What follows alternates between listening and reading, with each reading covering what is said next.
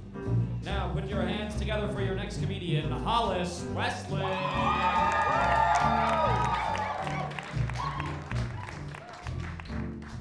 Hi guys, I'm Hollis Westling.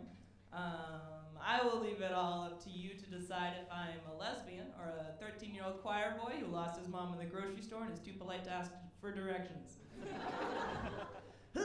I do kind of look like a middle schooler. I feel like I look more like a lesbian, but I look a lot like a middle schooler. I kind of think the two are like related, and not just because I was a closeted lesbian in middle school, because like we've been there, right? Yeah. Okay.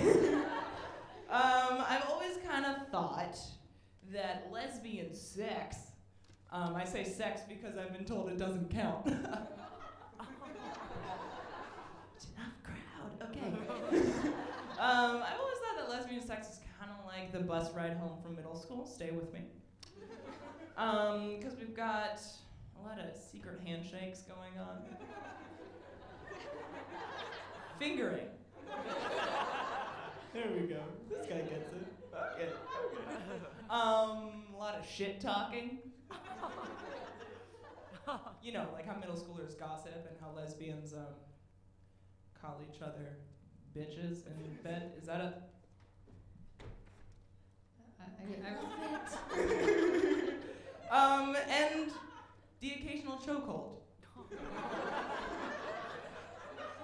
I don't know if y'all have ever been to Guantanamo Bay. But, fun fact, under the Obama administration, they stopped waterboarding and instead started having people try to have lesbian sex in the shower because it's the same thing. Okay, I don't know if y'all, have you ever tried to have lesbian sex in the shower? All the time. Oh man, me too. It's hard, man. Okay, so lesbian sex in the shower is really fucking hard, you guys, okay? You gotta focus on like pleasuring the other person. You gotta focus on like not falling and cracking your head open and dying and probably drowning. You gotta focus, you have so much liquid in your mouth. So many different types. Me too, man, me too. I like to talk about sex in my stand-up because I like to let people know that I am having it. That's right, Mom and Dad. You raised an active member of the lesbian community. Sexually. I'm one of the few lesbians, actually. Have I mentioned I'm a lesbian? I'm one of the few lesbians that's actually almost gotten pregnant the first time they had sex. It was the first time I had sex was in a bathroom. How trashy, right? But it was in my guy friend's bathroom. And I don't know if y'all have ever been in a boy's bathroom, but there's jizz everywhere.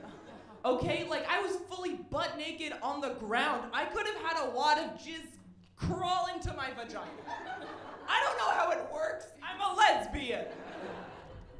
Thank God. I know, honestly, me too, man. I'm gonna look at my notes real quick.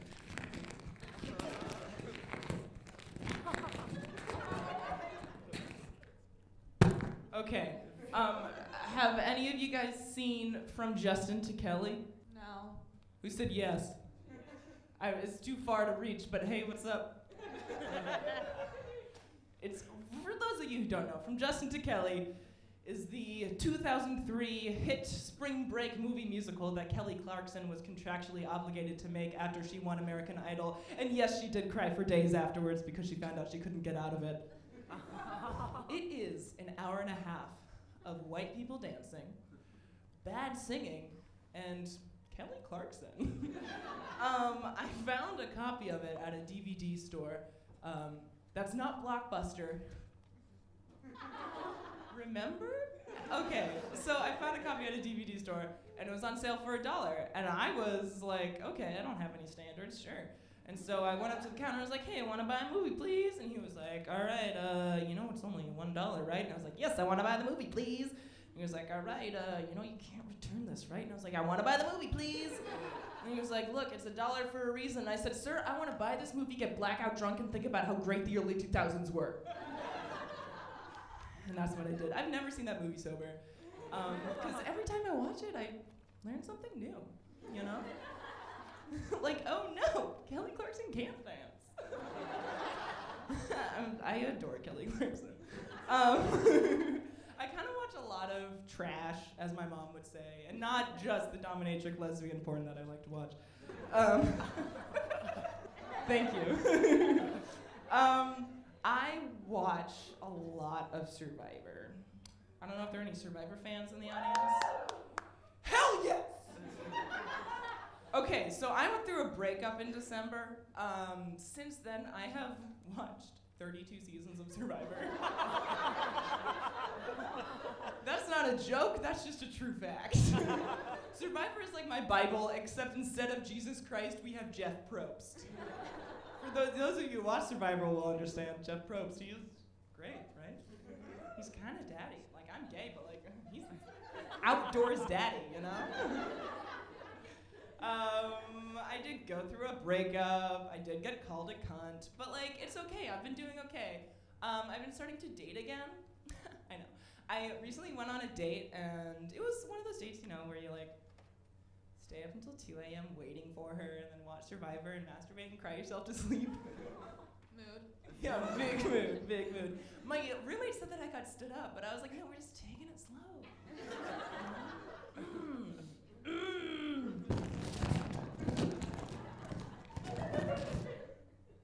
Hi guys. So my grandma was supposed to be here tonight, but like on my big day, she decided to like fucking go to the hospital. What a fucking bitch, right? God, like, this is my day, Susan. Let me have this. Like, I was closeted for you for 20 years. Just come see me talk about sex.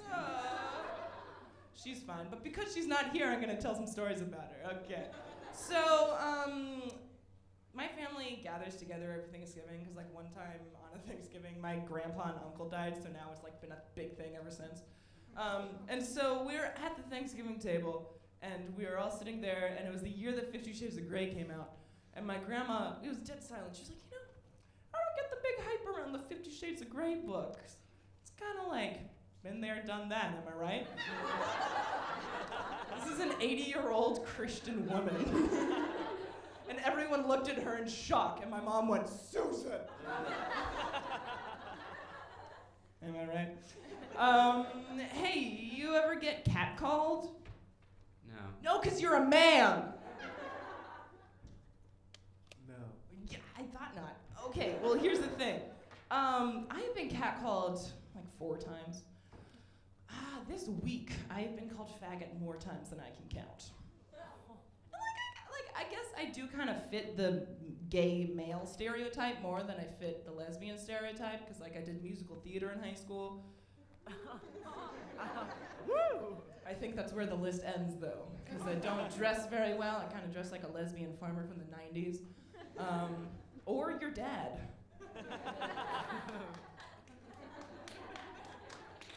Thank you, Issa. Yeah, and it's never like a direct attack. Like, it's never like, Hollis, you're a faggot. You know, it's never like that. It's okay, though. It's okay. It's more just kind of like people, like, yelling, saying it, like, when I bump into them on the road or, like, hit them with my car, you know. But I feel like I don't react to it the way that I should, you know. Like, when I first was called a faggot, I kind of turned into a Southern Belle, like I turned into Shelley Grunberg. Call back! And I was like, never. And now I'll just be walking along, minding my business, and someone's like, hey, faggot, and I'm like, yeah. Okay. That's what it's like to be a 6-foot-tall lesbian who looks like a middle schooler. All right, now I'd like to, first of all, cough. Secondly, I'd like to leave you with something. Okay, thank you. I got permission. Great, awesome. I've always said that stand-up comedy is very similar to sexual intercourse. Stay with me, I'll tell you why. Okay, so with stand-up, you're like getting up there, you're like talking about your life, you're like vulnerable, you know? With sex, you're naked. Pretty vulnerable, guys, okay. With stand-up, you're like getting up there, pretending to be confident, pretending to like be funny, Sex, you're like pretending to be a top. And you know what? In both situations, no matter what, someone always leaves a little bit disappointed. Thank you very much. I'm Hollis Westling. I'm gonna prank Alex.